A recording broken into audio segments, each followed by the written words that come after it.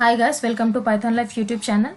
Last వీడియోలో మనం Java simple ప్రోగ్రామ్ని చేసాం. ఈ వీడియోలో వేరియబుల్స్ అనే టాపిక్ని నేర్చుకుందాం. వేరియబుల్స్ అంటే ఏంటి? Variables are nothing but containers లాగా యాక్ట్ చేస్తాయని అర్థం.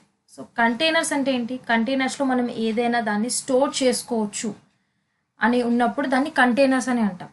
సో ఇక్కడ ప్రోగ్రామింగ్ టర్మ్స్లో వేరియబుల్స్ అనేది కంటైనర్స్ అన్నప్పుడు కంటైనర్స్లో ఏం చేసుకోవచ్చు, ఏం హోల్డ్ చేసుకోవచ్చు, వాల్యూస్ని అనేది స్టోర్ చేసుకోవచ్చు. ఓకే, సో మనం ప్రోగ్రామింగ్ వల్ల ఒక టర్మ్ని బాగా కామన్గా వింటూ ఉంటాం, డేటా అనేది. ఓకే, సో మనం ఎప్పుడైనా సాఫ్ట్వేర్ బిల్డ్ చేస్తున్నప్పుడు మనకి డేటా అనేది చాలా అవసరం. ఇప్పుడు ఏదైనా ఒక బ్యాంకింగ్ అప్లికేషన్స్ ఉంది, అందులో ఎంతోమంది నంబర్ ఆఫ్ కస్టమర్స్ డేటాని వాళ్ళు స్టోర్ చేస్తారు ఆ సిస్టంలో. ఓకే, ఆ స్టోర్ చేసిన తర్వాత ఎప్పుడైనా మనకి దాని డీటెయిల్స్ కావాలి అంటే కూడా మనకి యాక్సెస్ని ఇస్తారు. సో డేటాని బేసికలీ వేరియబుల్స్లో స్టోర్ చేస్తారు. ఓకే, అండ్ ఈ వేరియబుల్స్ అనేది ఫిక్స్డ్గా ఉండదు. వేరియబుల్ వాల్యూస్ని మనం చేంజ్ చేసుకోవచ్చు. వేరియబుల్ బై డిఫాల్ట్ ఇంగ్లీష్ మీనింగే వేరీ ప్లస్ ఏబుల్, అంటే దానికి చేంజ్ అయ్యే ఎబిలిటీ ఉంది అని అర్థం. ఓకే, సో వేరియబుల్స్లో మనం వాల్యూస్ నథింగ్ బట్ డేటాని వేరియబుల్స్లో స్టోర్ చేస్తాం. సింటాక్స్ చూద్దాం. Type space variable name is equal to value. Type అనేది నథింగ్ బట్ డేటా టైప్, ఏ టైప్. ఒక ఎగ్జాంపుల్ చూద్దాం. Int a is equal to 20 semicolon. Int అనేది ఒక data type, integer data type, దాని keyword int. Okay, variable name నేను ఇక్కడ ఏ అని ఇచ్చాను, ఈజ్ ఈక్వల్ టు వాల్యూ ఏంటి 20. ఓకే, సో బేసికలీ దీని ప్రోగ్రామింగ్ వల్ల దీని మీనింగ్ ఏంటంటే 20ని నేను ఏలో స్టోర్ చేస్తున్నా అని అర్థం. ఓకే, సో 20 వాల్యూని నేను ఏ అనే వేరియబుల్లో స్టోర్ చేస్తున్నాను అని అర్థం. మనం మ్యాథమెటికల్ టర్మ్స్లో ఏమంటాం, a is equal to 20, a value 20 అని. కానీ ప్రోగ్రామింగ్ టర్మ్స్లో 20ని నేను ఏలో స్టోర్ చేస్తున్నా అని అర్థం. ఓకే, ఇంకో ఎగ్జాంపుల్ క్యార్ అనేది కీవర్డ్, దాని data type character. F is equal to single కోట్స్లో మనం ఆల్ఫాబెట్స్ ఇవ్వాలి. ఓకే, ఇది ఓన్లీ ఆల్ఫాబెట్స్ని తీసుకుంటుంది, డిజిట్స్ని తీసుకోదు. ఓకే, సో ఇప్పుడు డేటా టైప్స్ యొక్క చార్ట్ని చూద్దాం. డేటా టైప్, దాని కీవర్డ్స్, అది ఎంత సైజ్ తీసుకుంటుంది బైట్స్లో, దాని minimum range and maximum range. First data type Boolean అనేది దాని కీవర్డ్ బూలియనే. ఓకే, దాని బైట్స్ అనేది లేదు, కానీ బిట్స్లో అయితే అది 1 బిట్ తీసుకుంటుంది, 0 or 1, that is true or false. Okay, దాని minimum value false, maximum value true. So by డిఫాల్ట్గా అది ఫాల్స్ ఉంటుంది, సో ట్రూ చేసుకోవాలి. నెక్స్ట్ డేటా టైప్ ఇంటీజర్లో 3 ఉన్నాయి. ఒకటేమో ఇంట్ ఉంది, దాని సైజ్ ఎంత అంటే 4 bytes ఆఫ్ సైజ్ని తీసుకుంటుంది, దాని మినిమం రేంజ్ ఎంత, మ్యాక్సిమం రేంజ్ ఎంత. ఓకే, 4 bytes ఆఫ్ సైజ్ని తీసుకుంటుందంటే బిట్స్లో ఎంత అవుతుంది, 4/32 తీసుకుంటుంది. ఓకే, నెక్స్ట్ కీవర్డ్ ఏంటి షార్ట్, దాని సైజ్ ఏంటి 2 bytes ఆఫ్ సైజ్ని తీసుకుంటుంది, దాని minimum range -32,768 to 32,767. Next keyword byte, దాని సైజ్ ఎంత 1 byte, అంటే 8 బిట్స్ని తీసుకుంటుంది. ఓకే, 8 బిట్స్ అంటే -128 to 127 ఆఫ్ రేంజ్లో ఉంటుంది. నెక్స్ట్ ఇంటీజర్ ఏంటంటే, నెక్స్ట్ డేటా టైప్ ఇంటీజర్లో నెక్స్ట్ కీవర్డ్ లాంగ్ ఎన్ని బైట్స్ ఆఫ్ సైజ్ని తీసుకుంటుంది, 8 bytes ఆఫ్ మెమరీని తీసుకుంటుంది. ఓకే, దాని minimum range 2/63 -2/63 to 2/63 -1. Okay, floating point next data type, దాని కీవర్డ్ ఏమో ఫ్లోట్, ఇది డెసిమల్ వాల్యూస్ని తీసుకుంటుంది, దీని బైట్ ఏమో ఎంత మెమరీని తీసుకుంటుంది అంటే 4 bytes ఆఫ్ మెమరీని తీసుకుంటుంది, డబుల్ ఏమో 8 bytes ఆఫ్ మెమరీని తీసుకుంటుంది, అలా క్యార్ ఏమో 2 bytes ఆఫ్ మెమరీని తీసుకుంటుంది, దాని minimum range 0, maximum range 65535. Okay, ఇప్పుడు ప్రోగ్రామ్ చేద్దాం దీని మీద. సో ఎక్లిప్స్కి వెళ్ళిపోదాం. ఎక్లిప్స్కి వెళ్ళి ఇంకొక న్యూ క్లాస్ క్రియేట్ చేద్దాం. ఫైల్లోకి వెళ్తే మనం ప్రాజెక్ట్ క్రియేట్ చేయొచ్చు. సో మనకు ప్రాజెక్ట్ అవసరం లేదు కదా, మనం క్లాస్ క్రియేట్ చేయాలి కదా. సో డిఫాల్ట్ ప్యాకేజ్ మీద క్లిక్ చేసి రైట్ క్లిక్ ఇచ్చి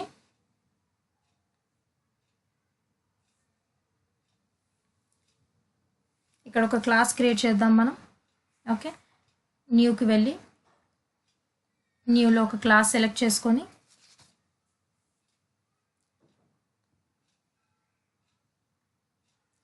క్లాస్ నేమ్ మనం సెకండ్ అని ఇస్తాం. సో క్యాపిటల్లో ఉండాలి కదా.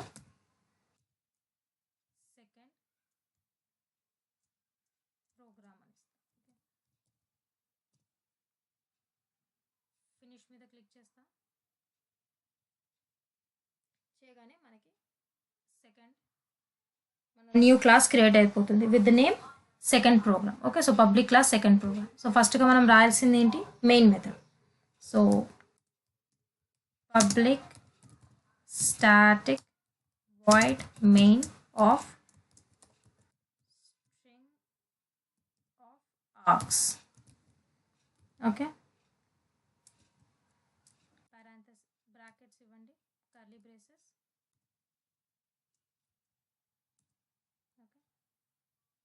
ఇందులో ఇప్పుడు మనం ఏం చేయాలి, ఫస్ట్ ఆఫ్ ఆల్ ఒక వేరియబుల్ని డిక్లేర్ చేయాలి. Okay, first variable and integer data type తీసుకుంటాం. దాని కీవర్డ్ ఏంటి, ఇంట్. Is equal to 20. Okay, enter. So ఇక్కడ మనకి రెడ్ మార్కింగ్స్, రెడ్ లైన్స్లో ఏం లేదు కాబట్టి సో మనం రాసినప్పుడు ఈ పీస్ ఆఫ్ కోడ్లో ఏం ఎర్రర్స్ లేవు అన్నమాట. సో ఇప్పుడు నేను ఏ వాల్యూని ప్రింట్ చేస్తాను. దానికి రాయాల్సింది ఏంటి, system dot out dot print. ఏం ప్రింట్ చేయాలి, నేను ఏని ప్రింట్ చేయాలి. ఏ వాల్యూని, ఏలో ఉన్న వాల్యూని ప్రింట్ చేయాలి, ఏని కాదు. సో ఏ అని ఇస్తాం. ఏ ఇచ్చాక దీన్ని నేను రన్ చేస్తాను. సో నాకేం రావాలి, ఏ వాల్యూ 20 కదా, సో నాకు 20 అనేది ఇక్కడ ప్రింట్ అవ్వాలి. సో ఏ వాల్యూ 20 ప్రింట్ అయిపోయింది. ఓకే, సో నెక్స్ట్ అలానే ఫ్లోట్తో ట్రై చేస్తాం. ఫ్లోట్ అంటే డెసిమల్ వాల్యూస్ని తీసుకుంటుంది కదా, సో ఫ్లోట్కి కూడా ఫ్లోట్ బి అని ఇస్తా. బి ఈజ్ ఈక్వల్ టు దీని వాల్యూ కూడా 20ని ఇస్తాం. ఓకే, కొంచెం డిఫరెన్స్ అర్థమవుతుంది మనకి, ఫ్లోట్కి ఇంటీజర్కి ఉన్న డిఫరెన్స్ ఏంటి. మళ్ళీ system dot out dot println copy చేసి నేను ఇక్కడ పేస్ట్ చేస్తాను. System dot out dot println నాకు ఏం వాల్యూ ప్రింట్ చేయాలి, ఇప్పుడు బి వాల్యూని ప్రింట్ చేయాలి, B. So system dot out dot print B వాల్యూని ప్రింట్ చేస్తాను. సో దీన్ని మళ్ళీ నేను రన్ చేస్తాను. రన్ చేయగానే నాకు బి వాల్యూ ఏం రావాలి, ఇక్కడ నేను 20 ఇచ్చాను. సో నాకు 20.0 వచ్చింది. సో ఇప్పుడు నాకు కింద చూస్తే మీరు కన్సోల్లో నా కోడ్ ఒకటే సింగిల్ లైన్లో వస్తుంది. సో నాకు ఒక న్యూ లైన్లో ప్రతిసారి నేను ప్రింట్ చేసే స్టేట్మెంట్ నాకు న్యూ లైన్లో రావాలి అంటే నేను ప్రింట్ కాకుండా ప్రింట్ ఎల్ఎన్ అని ఇస్తాను. ప్రింట్ ఎల్ఎన్ అంటే నాకు న్యూ లైన్లో వచ్చేస్తుంది. ఓకే, సో ఇప్పుడు నేను రన్ చేస్తే నాకు 20.0 న్యూ లైన్లో వచ్చింది. సో నేను ఫ్లోట్ వాల్యూ 20 ఇచ్చినప్పుడు ఇది 20.0 ఎలా తీసుకుంది. సో బేసికలీ ఫ్లోట్ అనేది డెసిమల్ వాల్యూస్ని తీసుకుంటుంది బై డిఫాల్ట్గా. సో మనం ఇప్పుడు దీన్ని 20 ఇచ్చినా కూడా అది డెసిమల్ వాల్యూని తీసుకొని 0.0 చేసుకొని డెసిమల్ వాల్యూని తీసుకుంటుంది. ఓకే, ఫ్లోట్ అది చూసుకున్నాం. దీన్ని ఇంప్లిసిట్ కన్వర్షన్ అని అంటారు.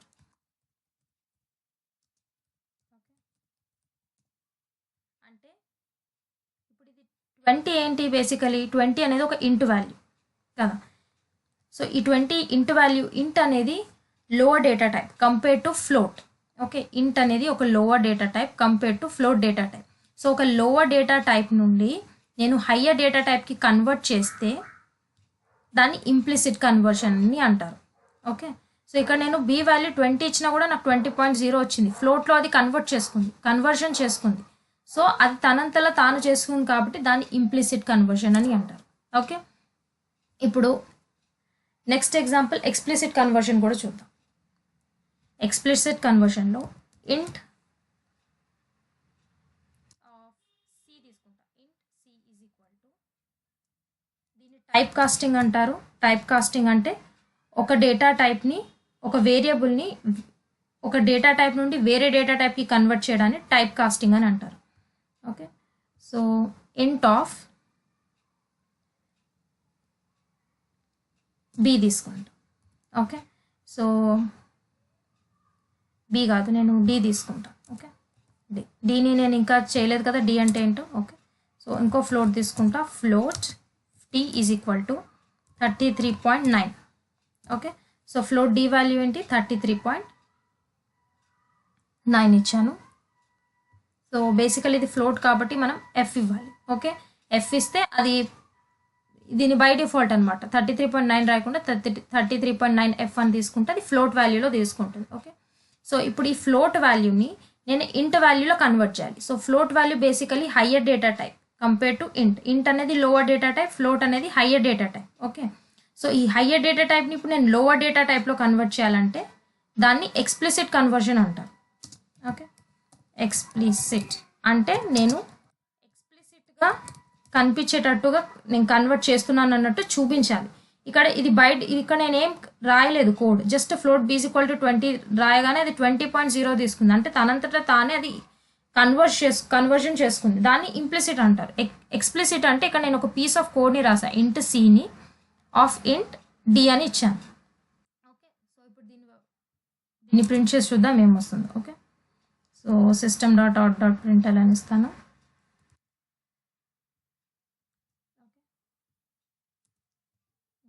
డి వాల్యూ ఏంటో ఫస్ట్ డి వాల్యూని ప్రింట్ చేస్తాను. ఓకే, ప్రింట్ చేశాక ఇక్కడ సి వాల్యూని కూడా ప్రింట్ చేస్తాను.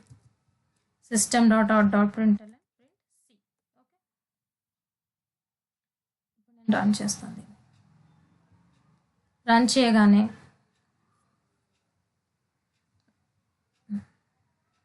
ఇక్కడ చూడండి ఏ వాల్యూ ఏమి ఇచ్చాను, ఇక్కడ 20 ఇచ్చాను. సో ఇంట్ ఏ కాబట్టి 20 వచ్చింది. నెక్స్ట్ ప్రింట్ స్టేట్మెంట్ బి ఇచ్చాను, బిలో ఏం పెట్టాను 20 అని పెట్టాను. ఫ్లోట్ 20 అనేది ఇంటీజర్ వాల్యూ, కానీ నేను ఫ్లోట్లో అది డిక్లేర్ చేసినప్పుడు అది బై డిఫాల్ట్గా డెసిమల్ వాల్యూని తీసుకుంది, అంటే 0.0 తీసుకుంది. సో ఇది ఇంప్లిసిట్ కన్వర్షన్. ఓకే, ఇప్పుడు నేను ఫ్లోట్ d = 33.9f అని ఇచ్చాను. సో ఇది ఫ్లోట్ డెసిమల్ వాల్యూస్ని తీసుకుంటుంది కాబట్టి నాకు 33.9 ప్రింట్ చేయాలి. సో నేను ప్రింట్ d కొట్టినప్పుడు ఫ్లోట్ వాల్యూ d కదా, సో నేను ప్రింట్ ఇక్కడ d చేసినప్పుడు నాకు 33.9 అని వచ్చేసింది. ఇప్పుడు d అనేది ఏంటి 33.9 కదా, ఇక్కడ d అని ఇచ్చాను, ఇంట్ d అని ఇచ్చాను. సో d వాల్యూ ఏంటి 33.9. డెసిమల్ వాల్యూ అయినప్పటికీ కూడా ఈ డెసిమల్ వాల్యూ ఇంట్లో కన్వర్ట్ చేసుకొని ఆ ఇంట్ని వచ్చిన ఇంట్ వాల్యూని సిలో పెట్టుకుంటుంది, సిలో స్టోర్ చేసుకుంటుంది. సో 33.9 ఇంట్ వాల్యూ ఏమవుతుంది 33 అవుతుంది. ఎందుకంటే ఫ్లోట్ నుండి నేను దాన్ని ఇంట్లోకి కన్వర్ట్ చేస్తాను. ఇది ఎక్స్ప్లిసిట్ కన్వర్షన్. సో ఇప్పుడు సపోజ్ నేను డి రాయకుండా ఇక్కడ నేను 33.9 ఇచ్చాను అనుకోండి, అప్పుడు స్టిల్ నాకు 33 వస్తుంది. అంటే ఈ 33.9 డెసిమల్ వాల్యూని నేను ఇంట్ వాల్యూలో కన్వర్ట్ చేస్తున్నాను. దీన్నే టైప్ కాస్టింగ్ అంటారు, ఎక్స్ప్లిసిట్ కన్వర్షన్ అని అంటారు. ఇక్కడ చూడండి నాకు 33 వచ్చేసింది. సో ఇది ఎక్స్ప్లిసిట్ కన్వర్షన్, ఇది ఇంప్లిసిట్ కన్వర్షన్. ఓకే, నెక్స్ట్ వేరే డేటా టైప్స్తో ట్రై చేద్దాం. నెక్స్ట్ డేటా టైప్ క్యారెక్టర్, దాని కీవర్డ్ ఏంటి క్యార్. ఈ = సింగిల్ కోట్స్లో ఏ ఇచ్చాను. Okay, semicolon.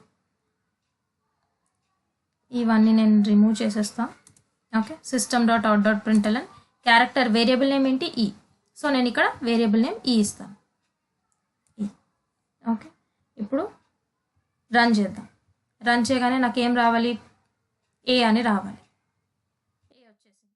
ఓకే, సో నేను ప్రింట్ చేసింది ఈ కాబట్టి ఈలో నేను ఏ స్టోర్ చేశాను కాబట్టి నాకు ఏ వచ్చింది.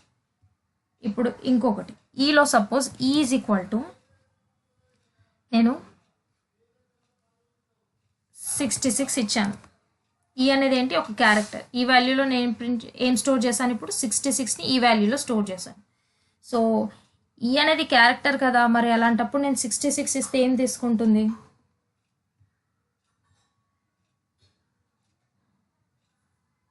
B. So according to ASCII నోటేషన్లో బి వాల్యూ 66 అని అనమాట. బి వాల్యూ ఏంటి 66. ఏ వాల్యూ ఏంటి, ఏ వాల్యూ 65 ఉంటుంది. సో ఇది కమెంట్స్లో పెడితే కంపైలర్ దీన్ని తీసుకోదు. ఓకే, కంపైల్ చేయదు దీన్ని, ఈ కోడ్ని ఇగ్నోర్ చేస్తుంది కమెంట్స్ పెడితే. ఓకే, కమెంట్స్ గురించి కూడా తర్వాత నేర్చుకుందాం. సో ఇప్పుడు ఈ వాల్యూ 66ని ఈ వాల్యూలో స్టోర్ చేస్తాం కాబట్టి according to ASCII notations American standard code ప్రకారంగా 66 అనేది B letter. So B value 66 తీసుకుంటుంది. ఓకే,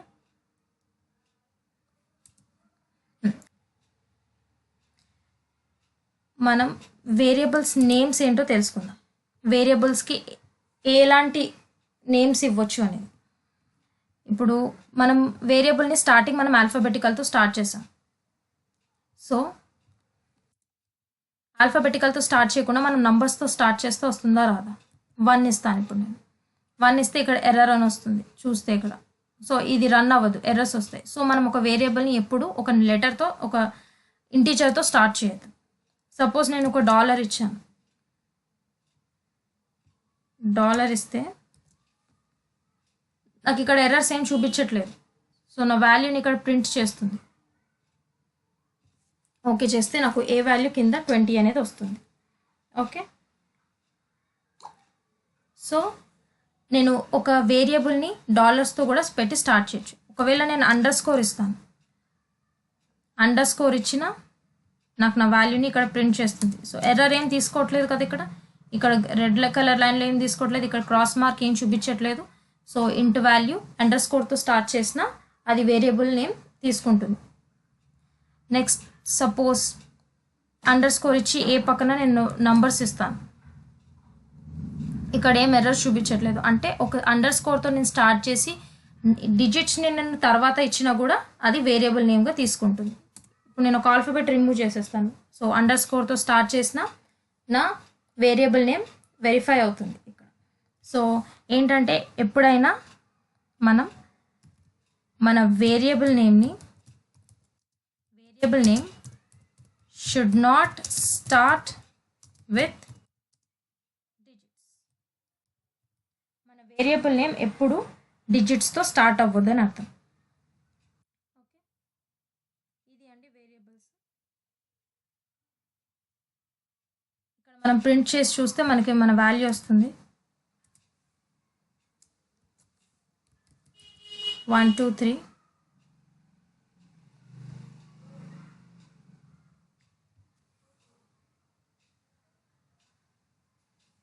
1 2 3 వాల్యూ ఏంటి 20. సో వచ్చింది కదా. ఇలా మన వేరియబుల్ నేమ్ ఎప్పుడు డిజిట్స్తో స్టార్ట్ చేయదు, అండర్ తో స్టార్ట్ చేయొచ్చు, డాలర్తో స్టార్ట్ చేయొచ్చు, ఒక ఆల్ఫాబెటికల్తో కూడా స్టార్ట్ చేయొచ్చు. వేరే కావాలంటే మీరు వేరే స్పెషల్ క్యారెక్టర్స్ పెట్టి చూడొచ్చు. ఆంఫర్సాంట్ ఇస్తే రాంగ్ వస్తుంది. ఓకే, సో అండర్ అయినా ఆల్ఫాబెట్స్తో అయినా లేకపోతే డాలర్స్తో అయినా మీరు స్టార్ట్ చేయాలి. ఓకే, సో ఇప్పుడు a = 20 ఉంది. ఇప్పుడు నేను ఇంట్లో పాయింట్ ఇచ్చి 5 ఇస్తా, 20.5 ఇస్తా ఇంట్ వాల్యూ. 5 ఇచ్చినప్పుడు అప్పుడు నేను ప్రింట్ ఏ కొడితే నాకు వస్తుందా? రాదు. ఎందుకంటే ఇంట్లో డెసిమల్ వాల్యూస్ తీసుకోదు. సో ఇంట్లో డెసిమల్ మనం ఇవ్వలేము. ఒకవేళ ఇచ్చినా మనం మన డేటాని లూజ్ చేసుకుంటాం. ఓకే, సో ఇది వేరియబుల్స్ గురించి. నెక్స్ట్ వీడియోలో మనం ఆపరేటర్స్ గురించి నేర్చుకుందాం. ఎన్ని ఆపరేటర్స్ ఉన్నాయి, ఓకే, ఆపరేటర్స్ మీద ప్రోగ్రామ్స్ చేద్దాం. Thank you.